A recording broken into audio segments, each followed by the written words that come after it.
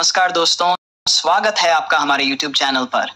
आज हम अत्यंत उलझे हुए आत्मा के रहस्य के बारे में जानेंगे कि श्री कृष्ण ने भगवद गीता के माध्यम से अर्जुन को आत्मा के रहस्य को कैसे समझाया।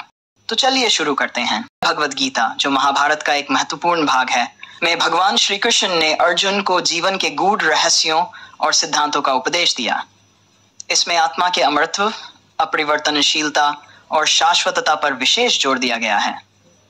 आइए इस ज्ञान को विस्तार से समझें। आत्मा का स्वभाव भगवद गीता के अनुसार आत्मा को जानना आत्म साक्षात्कार की दिशा में पहला कदम है।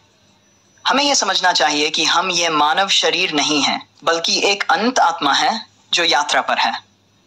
हमारे शरीर की कोशिकाएं हर क्षण बदलती रहती हैं। हर वर्ष हम वृद्ध होते जाते हैं और हमारा शरीर अपने रूप को बदलता रहता है। लेकिन हमारे भीतर एक ऐसी चीज है जो कभी नहीं बदलती। शरीर केवल एक आवरण है जिसमें आत्मा निवास करती है। आत्मा की यह अपरिवर्तनशीलता ही हमें यह समझने में मदद करती है कि हमारा वास्तविक स्वरूप शरीर नहीं बल्कि आत्मा है। आत्मा के अमृत का महत्व। आत्मा का अमृत समझने से हमें यह ज्ञात होता है कि जीवन और मृत्यु केवल शरीर से संबंधित हैं, आत्मा से नहीं। आत्मा का अस्तित्व हमेशा बना रहता है, चाहे शरीर किसी भी अवस्था में हो। ये ज्ञान हमें यह भी सिखाता है कि हमें अपने कर्मों पर ध्यान केंद्रित करना चाहिए, क्योंकि आत्मा यात्रा अनंत है। जब हम अपने आप को इस शरीर से जोड़ते हैं तो हम रंग, लिंग और स्थिति के आधार पर दूसरों के साथ भेदभाव करने लगते हैं। हम दूसरों को उनके शरीर के आधार पर आंकते हैं। हमारी ईर्ष्या, दुख, पीड़ा और भय तब उत्पन्न होते हैं जब हम अपने विचारों को केवल अपने मांस और हड्डियों तक सीमित कर देते हैं और अपने अमर अंग को नहीं देखते। हम ये मांस और पसीना नहीं हैं, हम अमर प्राणी हैं। अर्जुन और कृष्ण का संवाद। जब अर्जुन ने अपने कर्तव्यों को निभाने से इनकार कर दिया और संघर्ष नहीं कर पा रहा था, तब श्री कृष्ण ने उसे आत्मा की अमरता के बारे में बताया, जो शरीर के नष्ट होने पर भी नष्ट नहीं होती। भगवद गीता के दूसरे अध्याय में भगवान श्री कृष्ण आत्मा के स्वभाव को बताते हुए कहते हैं, आत्मा का निरंतर परिवर्तन।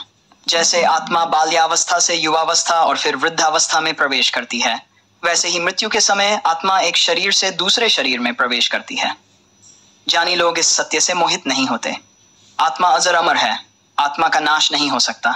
यह अजन्मा, शाश्वत, पुरानी और अमर है। आत्मा का कोई जन्म नहीं होता और न ही इसकी मृत्यु होती है। आत्मा अविनाशी है। जो तत्व पूरे शरीर में व्याप्त है उसे अविनाशी जानो। कोई भी आत्मा का विनाश नहीं कर सकता। आत्मा अपरिवर्तनशील है। आत्मा को कोई भी भौतिक तत्व प्रभावित नहीं कर सकता। यह अविनाशी, शाश्वत, सर्वव्यापक, स्थिर और अचल है। आत्मा का नाश नहीं हो सकता और यह अंतकाल तक बनी रहती है। आत्मा को कोई नहीं मार सकता। जो सोचता है कि आत्मा मारता है और जो सोचता है कि आत्मा मारी जाती है, वे दोनों ज्ञान से रहित हैं। आत्मा न तो मारता है और नहीं मारा जाता है। आत्मा का अस्तित्व नहीं समाप्त होता। आत्मा का न जन्म होता है और न ही मृत्यु। आत्मा का अस्तित्व अनंत है। यह अजर, अमर और शाश्वत है। शरीर के नष्ट होने पर भी आत्मा का नाश नहीं होता। आत्मा के लिए शरीर वस्त्र समान है।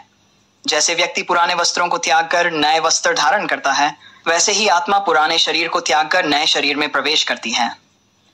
आत्मा को कोई प्रभावित नहीं कर सकता। शस्त्र आत्मा को काट नहीं सकते, अग्नि उसे जला नहीं सकती, जल उसे गीला नहीं कर सकता और वायु उसे सुखा नहीं सकती। आत्मा भौतिक तत्वों से परे है। आत्मा अविनाशी और अजर अमर है। यह शाश्वत, सर्वव्यापक, स्थिर और अचल है। इसका कोई नाश नहीं होता। आत्मा के ज्ञान से शोक समाप्त होता है। आत्मा को अदृश्य, अकल्पनीय और अपरिवर्तनीय कहा गया है। इसे जानकर तुम्हें शरीर के लिए शोक नहीं करना चाहिए। आत्मा की महत्ता। कुछ लोग आत्मा को अद्भुत मानते हैं, कुछ इसकी महिमा का वर्णन करते हैं, कुछ इसे सुनकर चकित होते हैं, जबकि अन्य इसे सुनकर भी समझ नहीं पाते। आत्मा के अस्तित्व पर शोक न करें। हे अर्जुन, जो आत्मा शरीर में स्थित है वह अमर है, इसलिए तुम्हें किसी के लिए शोक नहीं करना चाहिए। आत्मा का भगवान से संबंध। इस संसार में सभी जीवित प्राणी मेरे अनंत खंडित भाग हैं। अपने अस्तित्व के कारण वे 6 इंद्रियों, जिनमें मन भी शामिल है, के साथ कठिनाई में हैं। आत्मा और कर्म। भगवद गीता में आत्मा के अमृत के साथ साथ कर्म के महत्व को भी बताया गया है। भगवान श्री कृष्ण कहते हैं कि आत्मा अमर है, इसलिए हमें अपने कर्तव्यों का पालन निडर होकर करना चाहिए। आत्मा के अमरत्व का ज्ञान हमें यह समझने में मदद करता है कि हमारे कर्म हमारे जीवन के महत्वपूर्ण हिस्से हैं और हमें इन्हें पूरी निष्ठा और समर्पण के साथ करना चाहिए। आत्मा का ज्ञान और जीवन। आत्मा का ज्ञान हमें यह समझने में मदद करता है कि हमारा वास्तविक स्वरूप शाश्वत और अपरिवर्तनशील है। यह ज्ञान हमें जीवन की चुनौतियों का सामना करने की शक्ति और धैर्य प्रदान करता है। जब हमें यह एहसास होता है कि आत्मा अमर है, तो हम जीवन की समस्याओं और कठिनाइयों को आसानी से सह सकते हैं। आत्मा का ज्ञान हमें आत्म साक्षात्कार की ओर ले जाता है। ये हमें यह समझने में मदद करता है कि हम इस भौतिक संसार में केवल एक अस्थायी यात्री हैं। हमारा वास्तविक उद्देश्य आत्मा की खोज और आत्म साक्षात्कार है। जब हम इस सत्य को समझते हैं, तो हमारे जीवन में शांति, संतुलन और समृद्धि आती है। भगवद गीता के अनुसार आत्मा अमर, अविनाशी और शाश्वत है।